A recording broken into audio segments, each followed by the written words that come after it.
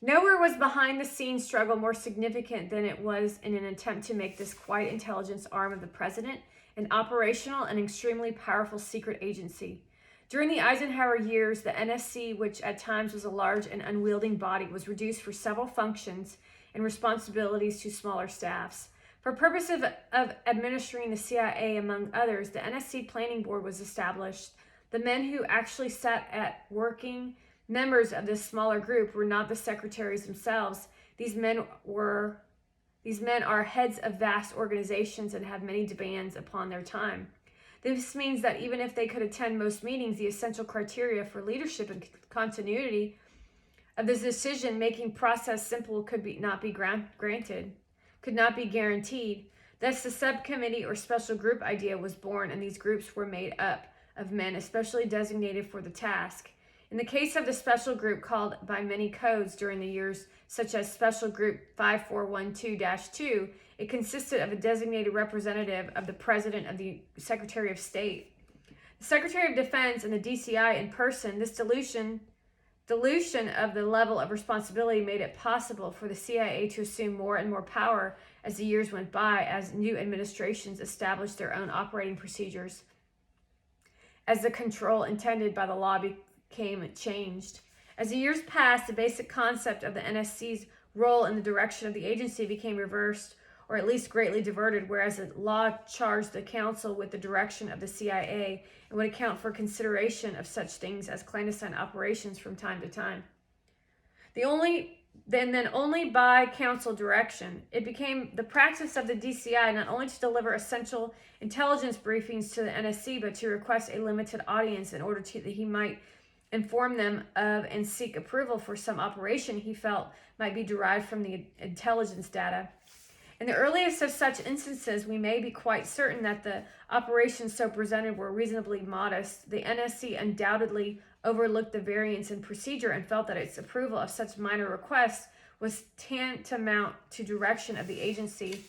And as time passed, and as the DCI exploited his position, it might have seemed to be rather responsible to suggest the establishment of small special groups to take this burden from these senior officials and to provide men who could more readily attend to such matters, minor as they were, in the place of the busy council principals, thus the establishment of the first special group. As things progressed, the special group 54122 became not just the working group of the NSC, but rather a select group that had assumed the responsibility for clandestine activity. Certainly, each designated special group member reported back to this principal, but by the time it was not so much for direction as it was for informational approval. In the language of bureaucracy, this meant if he doesn't say a clear no, it's okay. By the time that the course of events, a new process had evolved, and the DCI felt perfectly at liberty to prepare all the clandestine operations his intelligence sources would support and to present them to the special group for nothing more than approval. But even this was not enough, and the next step was to have agency-affiliated men in the special group itself, or at least to have them working with the group as special advisors. This is why the president's appointee has always been so important to the DCI. Since the appointment of the Maxwell Taylor in that position after the Bay of Pigs, the DCI has had men in that position whom he would count upon as a two-way conduit. When the DCI wanted to get the information to the president, he would use this man, and when he wanted the president's approval on something, he would use him for that too. The same has been true with the representative in state and defense. During much of the crucial buildup in years in Indochina, men such as Bill Bundy and Ed Lansdale have represented state and defense on this committee. Of course, both of these men were CIA alumni, and as a result, the DCI would always count them to grease the way for any of these proposals to the NSC. This has been a significant evolution away from the language and the intent of the law.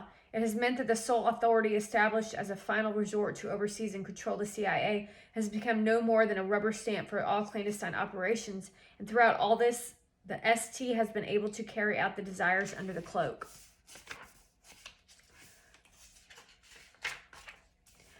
of secrecy and has been kept its moves shielded from the highest officials of this government. For example, in these crucial early years of Vietnam, did McNamara and Rusk look upon Lansdale and Bill Bundy as defense and state men under their command and control, or did they recognize them as CIA agents under the direction of the DCI? Or when the Special Assistance for Counterinsurgency and Special Activities from the Joint Staff was called on the White House, did President Kennedy and others look upon this man, General Krulak, as a member of the military establishment because he was wearing a uniform, or did they recognize him as a key spokesman for the interests and activities of the CIA?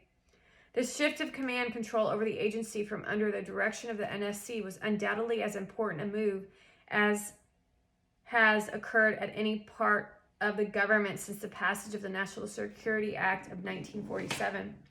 It explains why the CIA has operated so free, effective, and ironclad control during the past 10 to 12 years.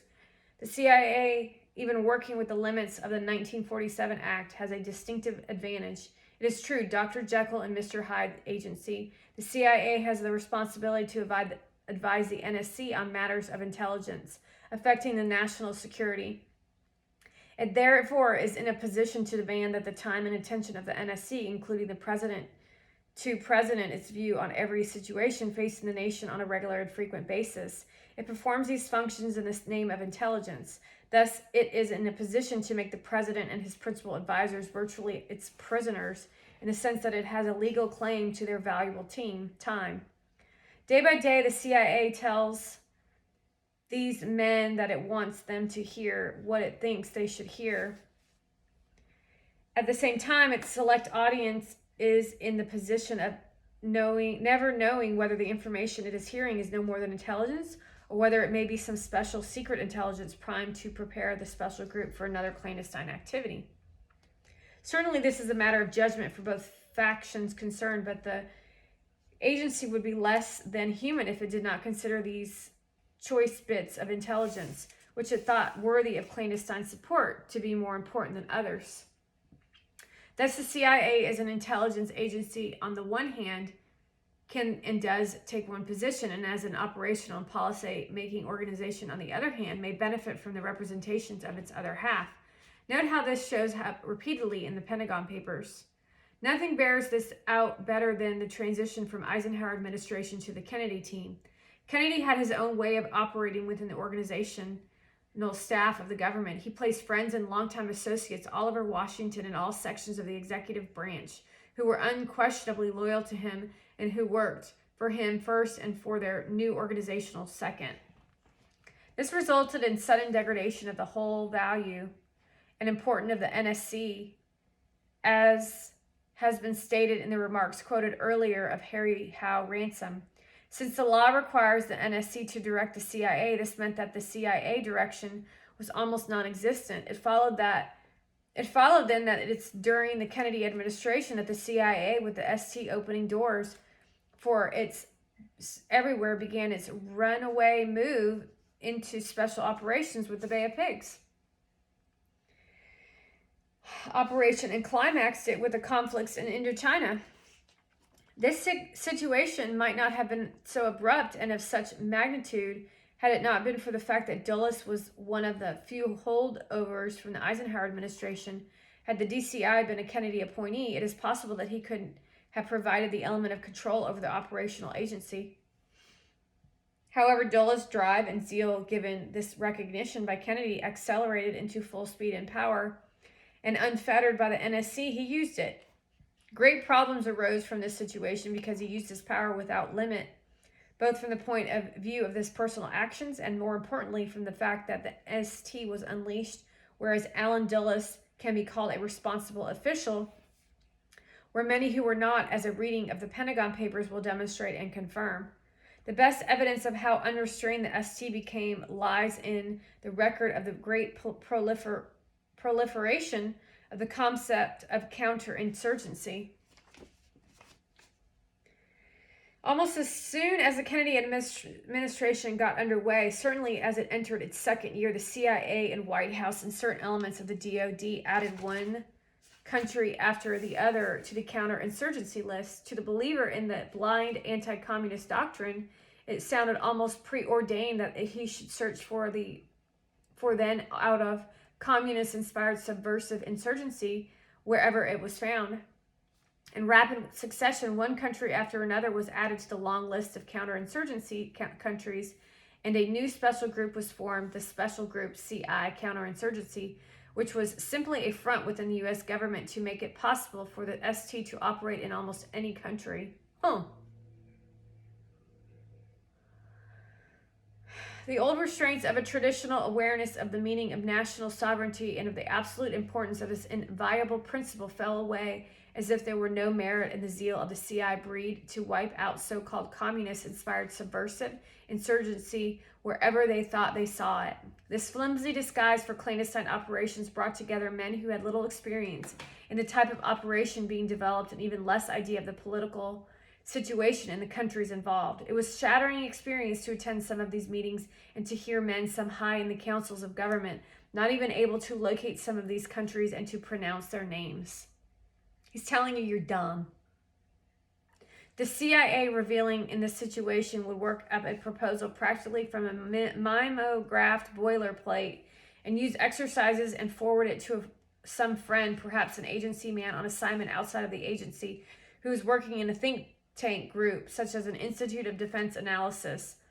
The man in the institute would then make copies of this operational concept. In normal times, this concept would have been highly classified and revealed to a few cleared officials, but during this Kennedy-inspired CI period, it was not necessary to bother with that bit of detail. Man, our tax dollars sure went to some really good use.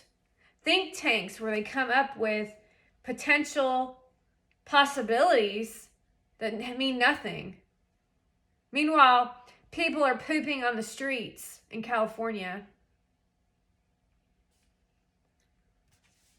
To carry on our example, the IDA official would then convene to meeting with representatives of the Office of the Secretary of Defense, the JCS, State Department, the White House, and even some of the CIA officials who had initiated the ideas and sent it to the IDA in the first place. The others would not know that this proposal had begun with the CIA. The main purpose of their meeting would be to discuss this operation designed to combat the influence of communist-inspired subversive insurgency in the country listed.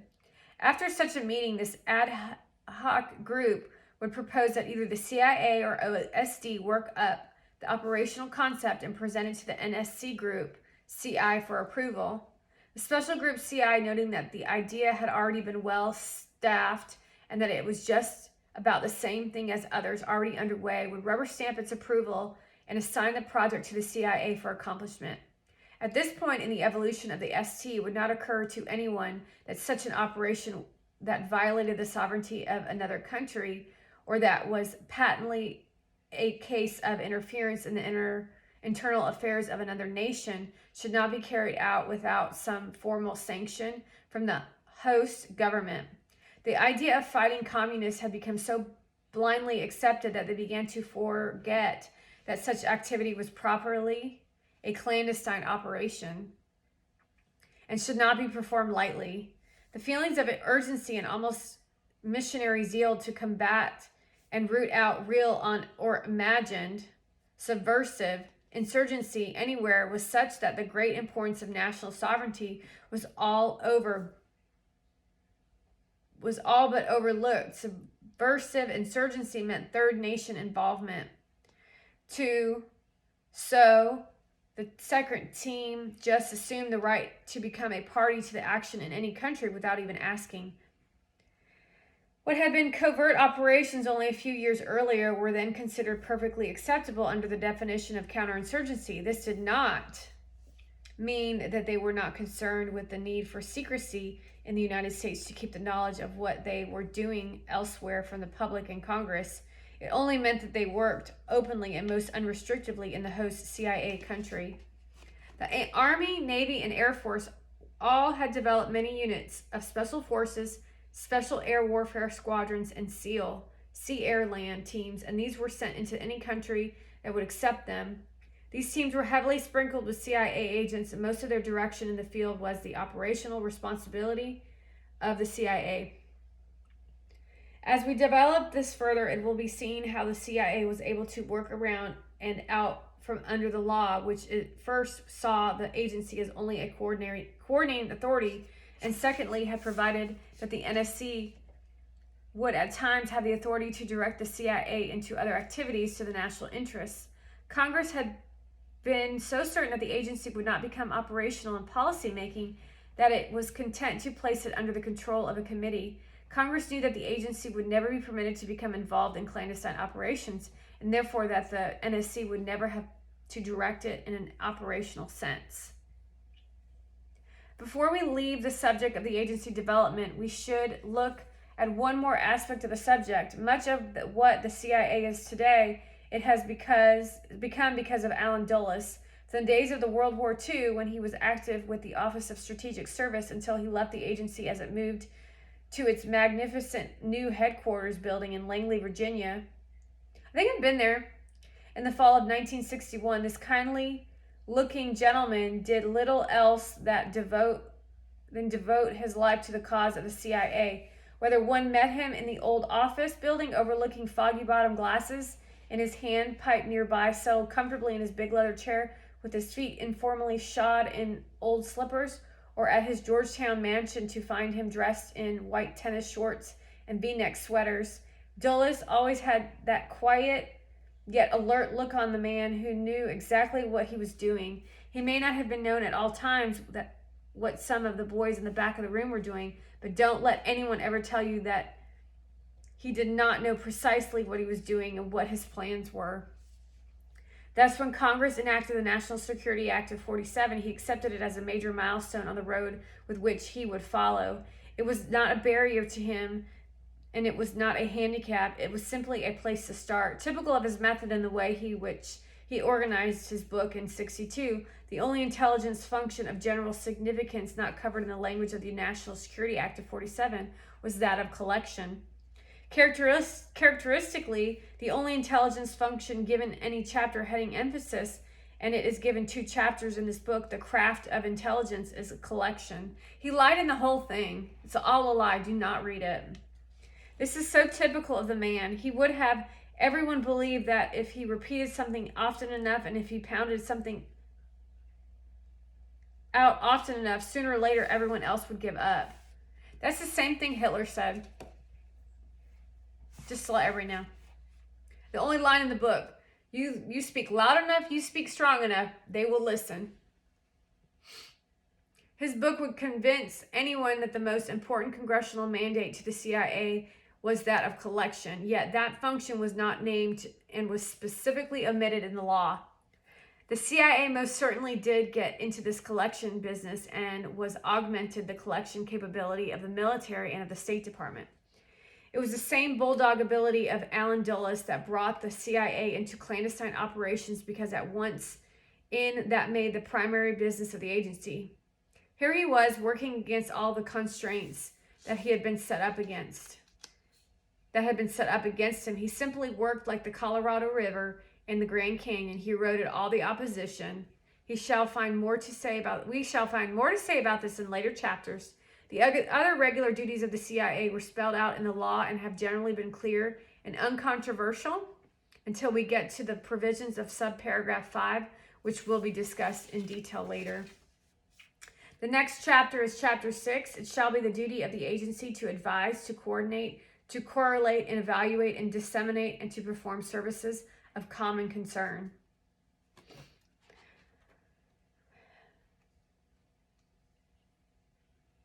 And that's chapter 5, Defense as a National Military Philosophy, the natural prey of the intelligence community.